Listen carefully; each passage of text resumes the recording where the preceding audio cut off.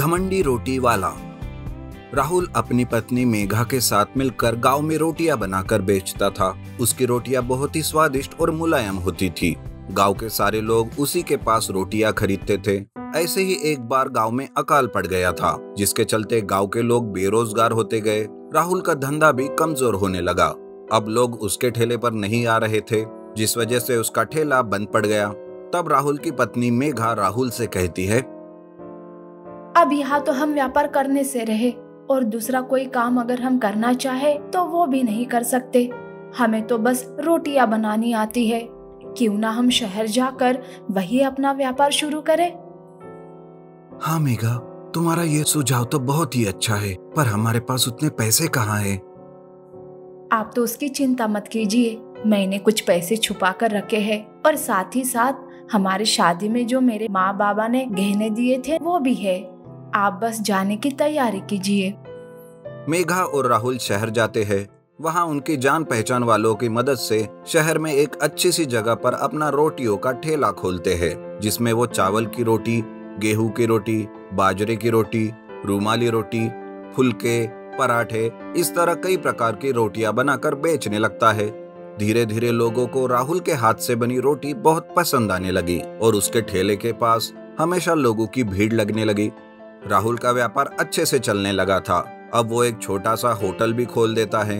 एक दिन एक ग्राहक आकर कहता है, अरे राहुल भाई, तुम्हारे हाथ से बनी रोटियों का तो क्या ही कहना, ये तो बहुत ही स्वादिष्ट है। बिना सब्जी के भी रोटियां यूं ही खा सकते हैं। अरे साहब, ये सब आप लोगों का प्यार है जो मुझे यहाँ तक लाया है। यूं राहुल अपने कामों में व्यस्त हो जाता है। उसकी आमदनी भी बढ़ती जा रही थी और साथ साथ राहुल में लालच और घमंड भी बढ़ता जा रहा था। एक दिन राहुल के गांव से उसका दोस्त शंभू उससे मिलने आता है। राहुल शंभू को देखकर अपने मन में सोचता है, अरे ये कमबख्त यहाँ क्यों आया? कहीं ये पैसे वैसे तो नहीं मांगने आया ना? तभी शंभू उसके पास आकर कहता है, अरे राहुल, कैसे हो और किस सोच में डूबे हो? जब से शहर आए हो तब से गांव का रास्ता ही भूल गए तुम तो। तुम्हारी भाभी ने तुम्हारे लिए मोतीचूर के लड्डू भेजे हैं, खा लेना। अच्छा, वैसे शंभू मैं ठीक हूँ। तुम बताओ, तुम कैसे हो? बच्चे और भाभी कैसे है? वैसे शहर कैसे आना हुआ? अरे थोड़ा काम के सिलसिले में आया था, सोचा तुमसे और मेघा बहन से मिलता चलूं। मेघा तो अभी काम में व्यस्त है। अच्छा, तो फिर कब जा रहे हो गांव वापस? राहुल का यह सवाल शंभू को बहुत अजीब लगता है। वो बिना कुछ कहे वहां से चला जाता है। शंभू को देखकर मेघा रसोई में से बाहर आती है और कहती है, अरे ये क्या, शंभू भाई बिना खाए पिए ही चले गए। मैं तो उनसे मिल भी नहीं पाई। अरे जाता है तो जाने दो, खामा का खर्च कौन उठाएगा? और वैसे भी गांव के गवारों से हमें दूर ही रहना चाहिए, नहीं तो हमारे स्टेटस कम हो जाएगा, समझे?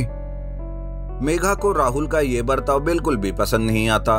वो राहुल से कहती है, ये आप कैसी बातें कर रहे हो?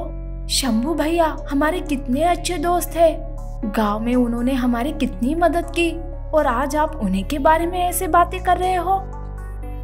हाँ, बंद करो अपनी बकवास। मुझे पता है कि किससे कैसे पेश आना है। मुझे नसीहत देने की जरूरत नहीं है, समझी? जाओ जाकर अपना काम करो।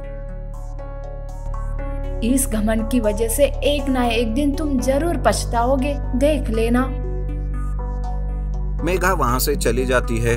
थोड़ी देर बाद एक औरत छोटी सी बच्ची के साथ होटल में आती है। साहब जी, मेरी बच्ची ने कल से कुछ भी नहीं खाया, कृपा करके उसे कुछ खाने के लिए दीजिए ना। अरे चल हट, बेकारण धंधे के वक्त ये क्या भीख मांगने आ गई? चल जा यहाँ से, नहीं तो धक्के मार निकाल दूंगा। वो औरत उदास होकर अपनी बेटी को लेकर जा रही थी कि मेघा राहुल से छिपकर रोटी लाती है और उस औरत को दे देती है। वो औरत खुश हो जाती है और रोटी लेकर चली जाती है। दिन ब दिन राहुल का घमंड बढ़ता जा रहा था, जो मेघा को बिल्कुल भी पसंद नहीं आ रहा था। एक दिन राहुल और मेघा घर में सो रहे थे। रात का वक्त था कि तभी राहुल को फोन आता है। राहुल फोन उठाता है और चौंक जाता है। उसे पता चलता है कि उसके होटल में आग लग गई है और सब कुछ जलकर राख हो चुका है। ये बात सुनकर राहुल और मेघा टूट जाते हैं। राहुल के पास कोई भी काम नहीं था। धीरे धीरे उसकी हालत खराब होती गई और वो कर्जे करने लगा। वो पूरी तरीके से कर्ज में डूब गया था। कर्जदार अब घर पर आकर लड़ने लगे थे। एक बार फिर से शंभू राहुल से मिलने आता है। वो राहुल की हालत देखकर चौंक जाता है और कहता है, अरे राहुल, इतना सब कुछ हो गया और तुमने मुझे बताना गवारा भी नहीं समझा। चलो छोड़ो ये सारी बातें। ये लो पैसे, इस बार अच्छी फसल हुई थी। तुम्हारी भाभी के लिए सोने के कंगन खरीदने आया था। कोई बात नहीं, फिर कभी ले लूंगा। तुम इन पैसों से अपना व्यापार फिर से शुरू करो। शंभू की ये बातें सुनकर राहुल को अपनी गलती का एहसास होता है और वो शंभू से माफी मांगता है। अरे यार शंभू, प्लीज मुझे माफ कर दो। मैं पैसों की घमंड में अंधा हो गया था और तुम्हारे साथ बहुत बुरा बर्ताव किया। प्लीज मुझे माफ कर दो। अरे पैसों का क्या है, वो तो हाथ का मैल है। आज है तो कल नहीं। पर दोस्ती एक ऐसी चीज है जो हमेशा अपने साथ रहती है।